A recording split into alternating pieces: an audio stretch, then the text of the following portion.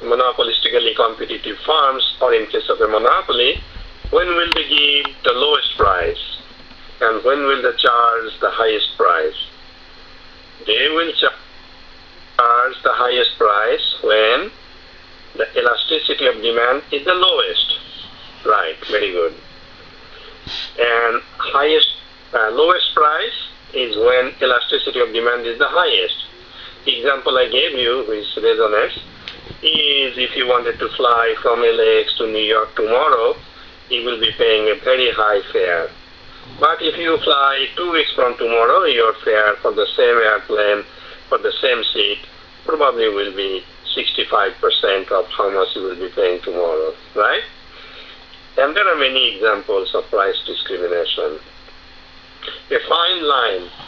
Price discrimination is allowed, but dumping is not allowed. You cannot sell a product below the cost of production. That is dumping. That is illegal.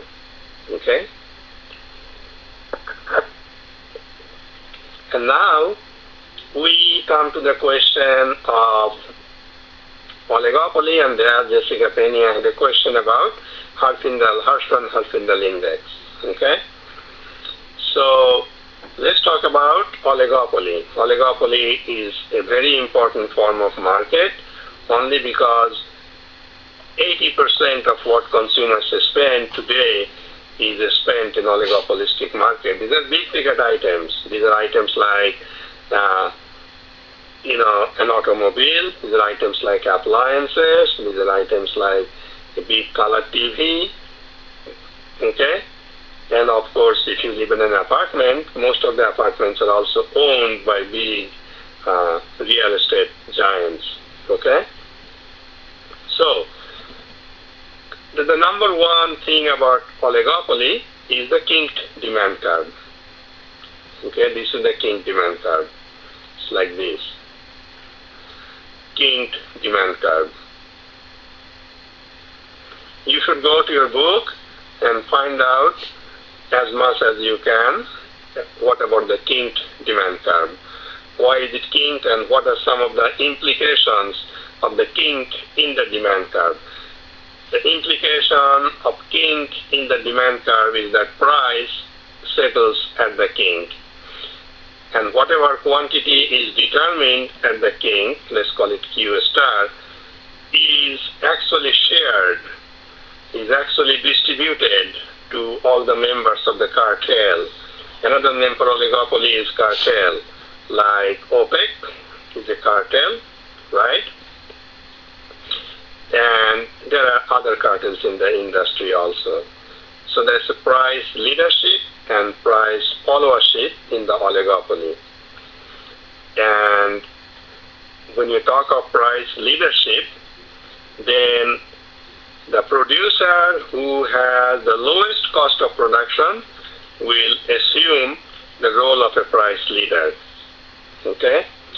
On the other hand, a producer that has or producers that have relatively higher cost of production, they will be followers. So in the oil industry, it is usually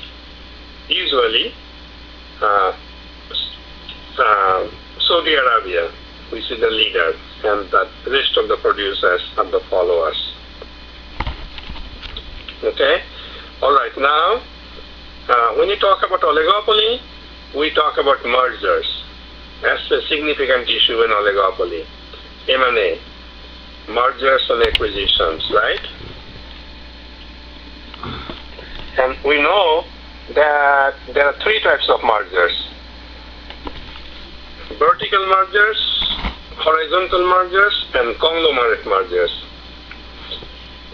Typically, the U.S. Department of Justice Antitrust Division does not get involved in conglomerate mergers at all.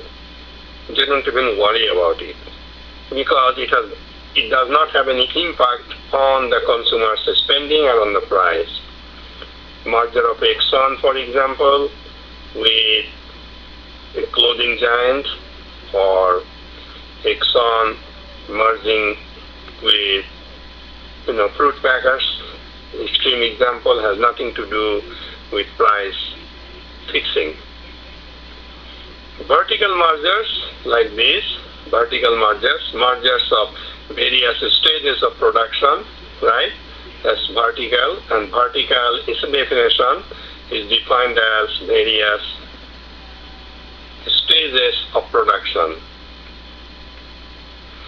Sometimes the Department of Justice Antitrust Division may actually look at it very favorably, because by doing that, a big producer may be able to pass on the saving to the consumers if they can do that, right?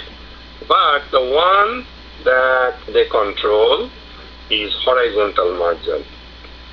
Horizontal merger is like this: mergers of similar firms.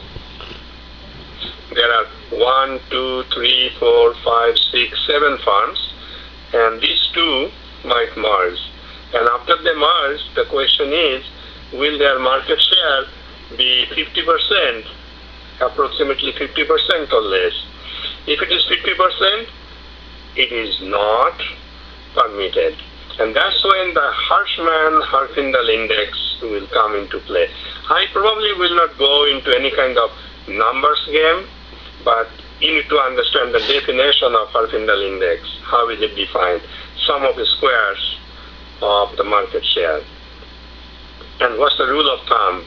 Anytime two big firms in an industry merge, two big firms in an industry, if it's the telephone industry or communication industry like AT&T and what was it?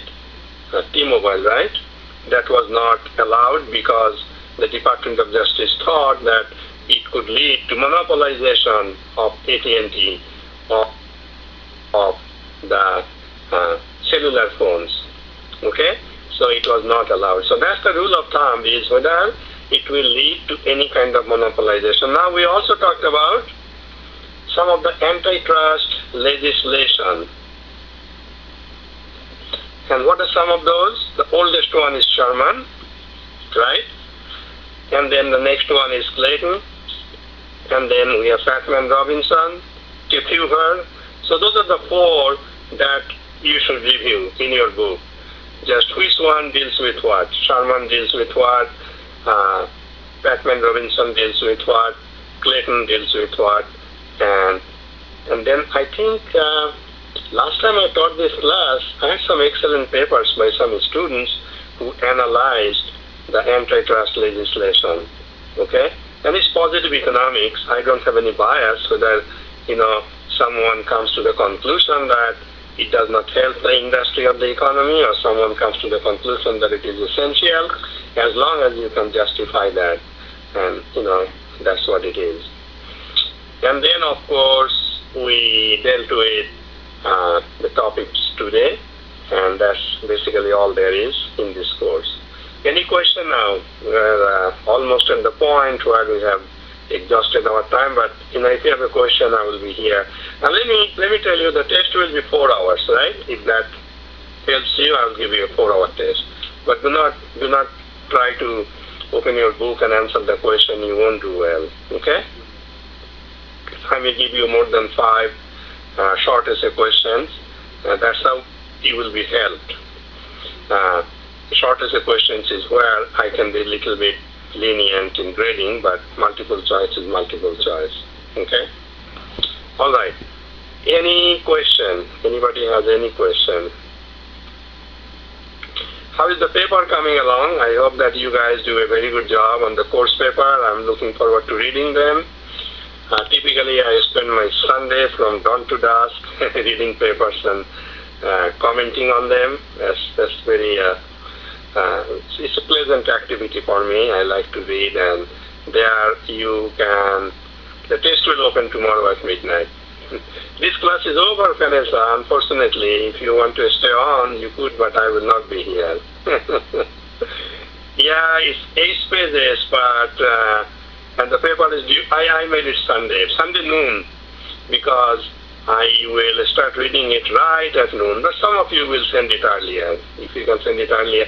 Why don't you send it tomorrow if you can, so it's out of your way if you have done anything on it. If you can fine tune it and send it before Saturday, it's out of your way. I mean, and then you take the finals and enjoy your Sunday, okay? Because you may have another class next month. I do. I have another class starting next week, and then I don't teach in November, okay? Very good, Ramu. Okay. Thank you all. Good night. I have